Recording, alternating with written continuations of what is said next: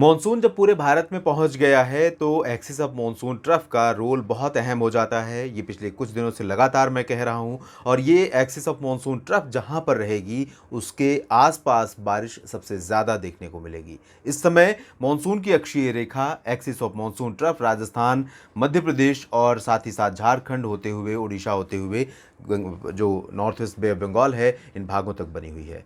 और इसी ट्रफ के पश्चिमी भागों, दक्षिणी भागों में पश्चिमी, दक्षिण पश्चिमी आर्द्र हवाएं लगातार चल रही हैं। एक सर्कुलेशन भी आपको यहाँ पर दिखाई दे रहा है छत्तीसगढ़ और पूर्वी मध्य प्रदेश के ऊपर। साथ ही साथ जो पहले झारखंड के ऊपर था वो मूव किया है, आगे बढ़ा है। ये बंगाल की खाड़ी की हवाओं को लेकर आगे बढ़ रहा है। मॉडल यहाँ पर प्रोजेक्ट कर रहा है कि गंगे पश्चिम बंगाल, बिहार, उत्तर प्रदेश, दिल्ली और हरियाणा, पंजाब, इन भागों में ड्राई वेदर रहेगा। लेकिन मॉइस्चर जब यहाँ जा रहा है तो पूरी तरह से ड्राई वेदर भला कैसे हो सकता है। उम्मीद कर सकते हैं कि बिहार, झारखंड और गंगे पश्चिम बंगाल में कुछ इलाकों में बहुत अच्छी बारिश नहीं होगी, लेकिन रुक रुक कर कुछ इलाकों में वर्षा यहाँ देखने को मिल सकती है आज भी, यानी कि 4 जुलाई को भी। इसके बाद हम आगे अगर बढ़ें पश्चिमी भागों की तरफ तो पंजाब, हरियाणा, दिल्ली में भी इस तरह की उम्मीदें रहेंगी। ज़्यादा उम्मीद यहाँ पर नहीं रहेगी, लेकिन क्योंकि इस तरफ से मॉइस्चर आ रहा है राजस्थान के ऊपर तक, बंगाल की खाड़ी का मॉइस्चर पहुँच रहा है उत्तराखंड से लेकर जम्मू कश्मीर के बीच में, तो ये जो मिक्सिंग है और साथ ही साथ ड्राई हवाएं आ रही हैं, तो ये जो मिक्सिंग है इस वजह से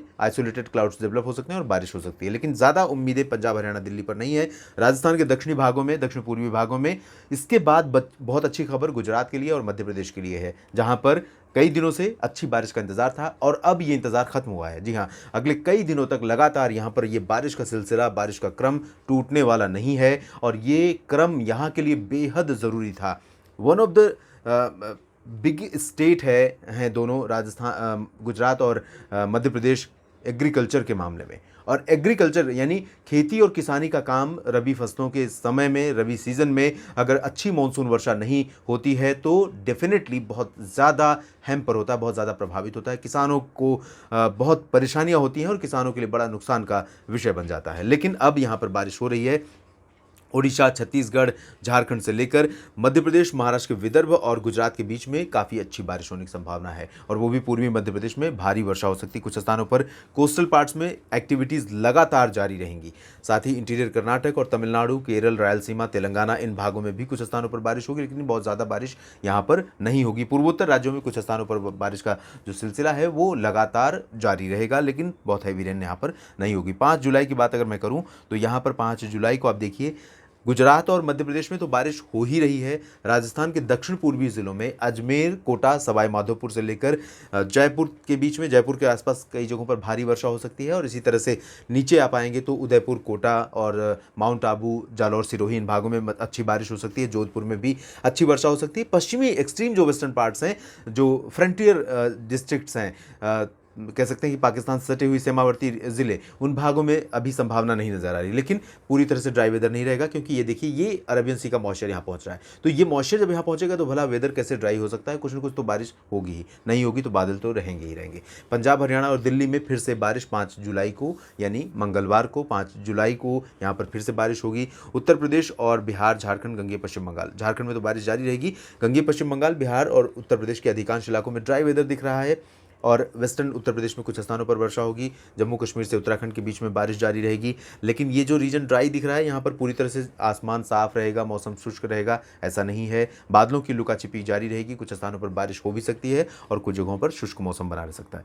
इधर गुजरात में जैसा कि मैंने कहा और मध्य प्रदेश में लगातार बारिश का सिलसिला बना रहेगा। तो देखिए दूसरा दिन जब अच्छी बारिश यहाँ पर हो रही है, छत्तीसगढ़, उड़ीसा, मध्य प्रदेश के महाराष्ट्र के मध्य महाराष्ट्र, उत्तरी भागों में मराठवाड़ा, विदर्भ, तेलंगाना, उत्तरी तटीय आंध्र प्रदेश, कोस्टल महाराष्ट्र, यानी कि जो कोंकण गोवा का पूरा रीजन है, इन भागों में कई जगहों पर अच्छी बारिश होगी। इधर केरल में भारी बारिश होने की संभावनाएं दिखाई दे रही हैं। इंटीरियर साउथ पेनिनसुलर रीजन में बहुत ज़्यादा बारिश के आसार नहीं है। पूर्वोत्तर में बारिश का सिलसिला बना रहेगा। इसके बाद मैं बात करता हूँ 6 जुलाई की। 6 जुलाई को आप देखिए पूरे भारत में मानसून का ज़बरदस्त प्रदर्शन।